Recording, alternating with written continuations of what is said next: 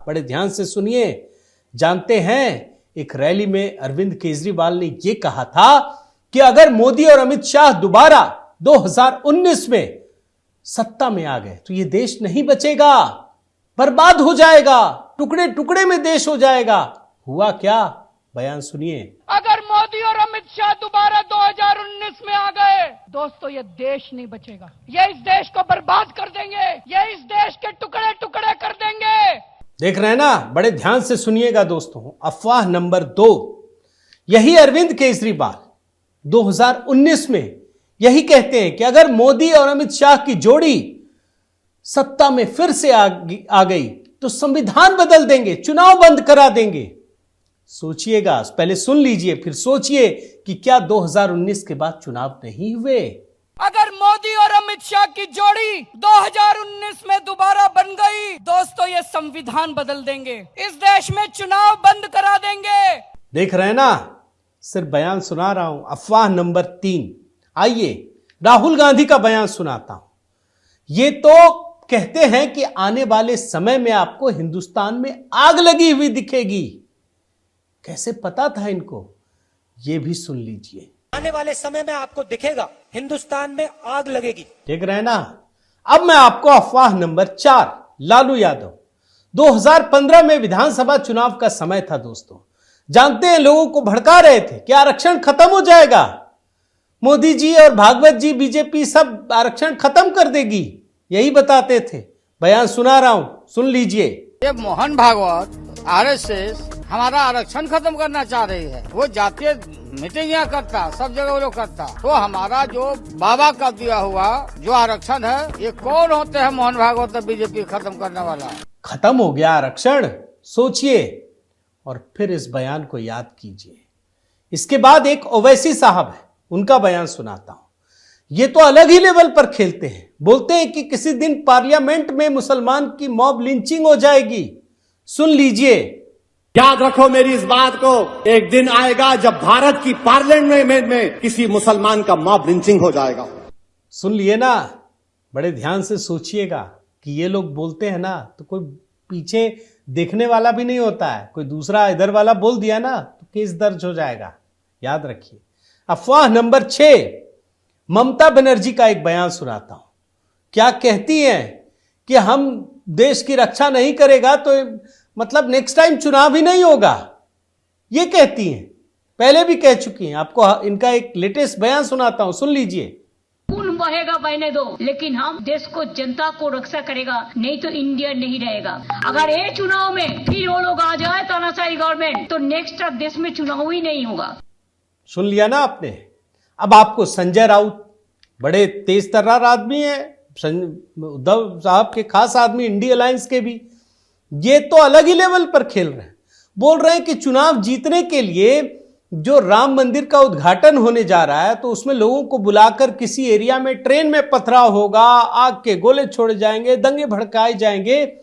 ऐसी अफवाह दोस्तों कल्पना नहीं कर सकते। सुन लीजिए। 2024 का चुनाव जीतने के लिए या लोगों में एक भय पैदा करने के लिए हमें डर है या हमें लगता है, हमें शंका है कि जो राम मंदिर का उद्घाटन होने जा रहा है अयोध्या में, उस वक्त पूरे देश में से लोगों को बुलाकर ट्रेन छोड़कर किसी ऐसे एरिया में, ऐसे विभाग में ट्रेन पर पथराव किए जाएंगे, पथराव पर ट्रेन के ऊपर आग के गोले छोड़े जाएंगे और पूरे देश में दंगे भड़काएंगे। ये जो बयान सुना रहा हूं ना दोस्तों, ढूंढ ढूंढ के निकाला है, जरूर लोगों तक पहुंचाइएगा। अफवाह नंबर 8 सुनिए। अखिलेश यादव, ये तो बाबा साहेब अंबेडकर का नाम लेते हैं कि जो अधिकार दिए ना वो भाजपा वाले छीन लेंगे, खत्म कर देंगे। सुन लीजिए, वही जो लालू यादव ने 2015 में कहा था, सुनिए। भारतीय जनता पार्टी सत्ता में रही तो जो बाबा साहब भीमराव अम्बेडकर जी ने अधिकार दिए हैं, उन अधिकारों को धीरे धीरे छीन लिया जाएगा। सुनते जाइए, बड़े खजाने में अनमोल चीजें रखा है मैंने, और इसी के लिए मेहनत करनी पड़ती है दोस्तों, आप समझते हैं।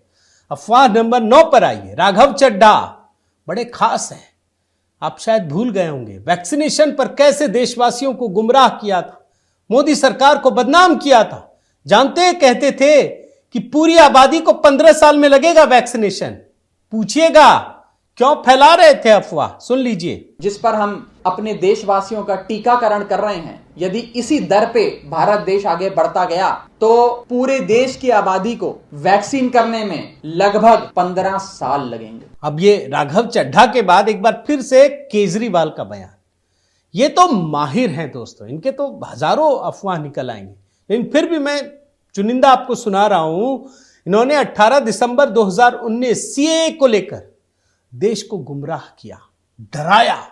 मतलब जो आंदोलन जिस तरीके से हिंसा और तमाम चीजें हुई ना, उसमें इस बयान का भी लेना देना है, सुन लीजिए। कल मैंने एक स्टेटमेंट सुना था अमित शाह जी का, एक चैनल पे बोल रहे थे, जिसके पास डॉक्यूमेंट्स नहीं होंगे वो चाहे हिंदू हो चाहे मुस्लिम हो, उसको देश से निकाल दिया जाएगा। अब केजरीवाल साहब ये सीएए को लेकर डरा रहे हैं, तो दूसरी तरफ प्रियंका वाड्रा, प्रियंका गांधी अग्निवीर योजना को लेकर गुमराह करती, कहती हैं कि सेना खत्म हो जाएगी।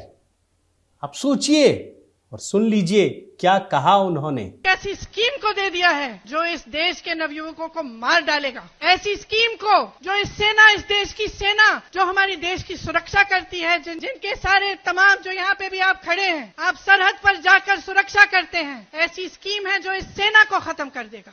कहते हैं ना दोस्तों कि एक बयान बड़ा काम का होता है। मैं आपको कितनी भी बातें बता दूं, कोई भी लाइन दिखा दूं, लेकिन ये बड़ा महत्वपूर्ण है। अफवाह नंबर 12 सुनिए। प्रशांत भूषण, इनका तो महिमा एकदम जानते ही हैं। ये पुलवामा 2 की भविष्यवाणी कर रहे हैं। एक अटैक होगा, जो कौन करेगा क्या करेगा सब इन्होंने लिख लिया है।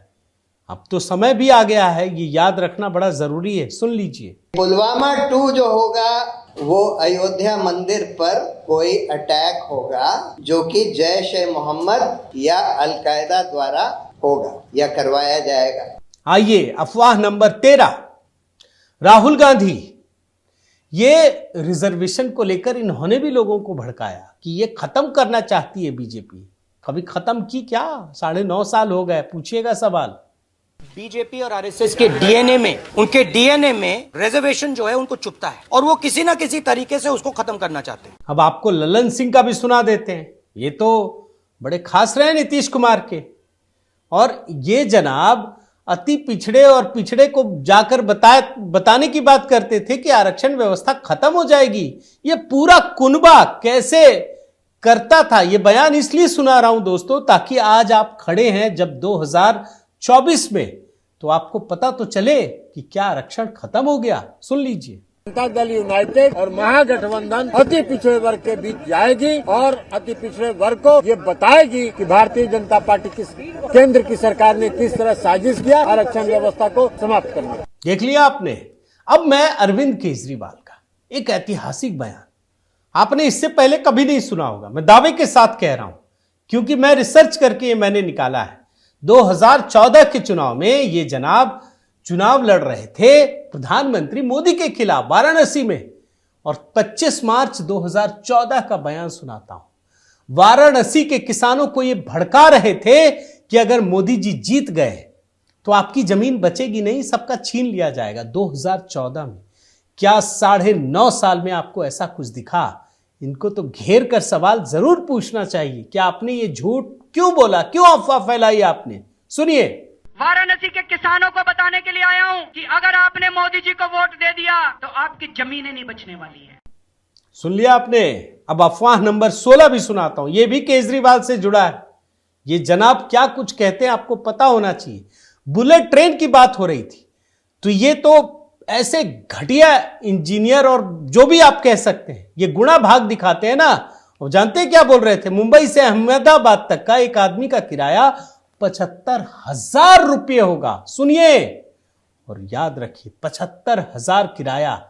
इन्होंने कहा कि एक बुलेट ट्रेन चालू करेंगे। बुलेट ट्रेन मैं थोड़ी सी गुना भाग करके देखी है कि इसमें एक आदमी को किराया कितना देना पड़ेगा, और मेरी जो गुना भाग दिखाती है कि इस ट्रेन में मुंबई से अहमदाबाद तक यात्रा करने के लिए एक तरफ का एक आदमी का 75,000 रुपए का किराया होगा। एक आदमी का एक तरफ का मुंबई से अहमदाबाद तक का 75,000 रुपए ट्रेन का किराया होगा। बताओ। एक और केजरीवाल का सुनाता हूं दोस्तों। ये जनाब झूठ के महारथी हैं। कहते हैं 1 नेशन 1 इलेक्शन हो गया तो सिलेंडर 5,000 रुपए में बिकेगा। सुन लीजिए। मैं चैलेंज करता हूं, अगर वन नेशन वन इलेक्शन हो गया तो अगले चुनाव के पहले 5,000 रुपए का सिलेंडर मिलेगा।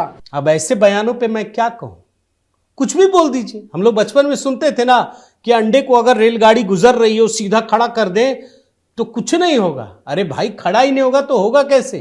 ये ऐसे झूठे आदमी लोग हैं।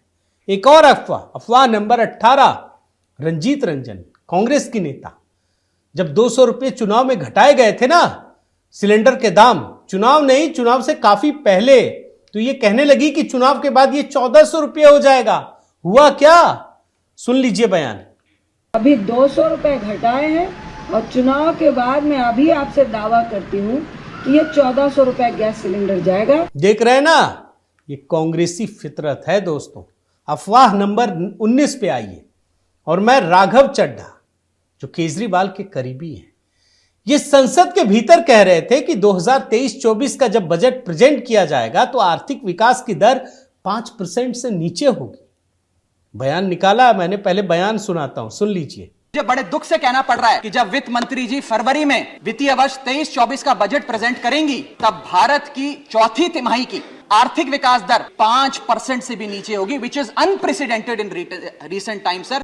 अब आपको हकीकत भी देखनी चाहिए।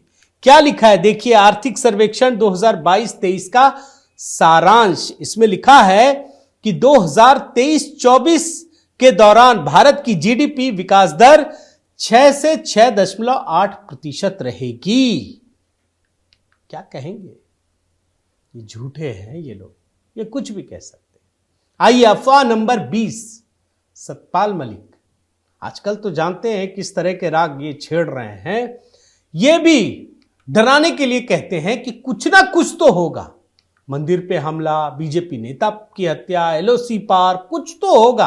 मतलब ये कैसे तैयार करते हैं जनमानस के जो मानसिक स्थिति होती है उसको कैसे प्रभावित करने के लिए करते हैं। बयान सुनिए। कोई ना कोई काम जरूर होगा, चाहे राम मंदिर पे हमला हो, चाहे किसी बीजेपी नेता की हत्या हो, चाहे एलओसी पार करना हो, कोई ना कोई खेल चुनाव से पहले ये करेंगे।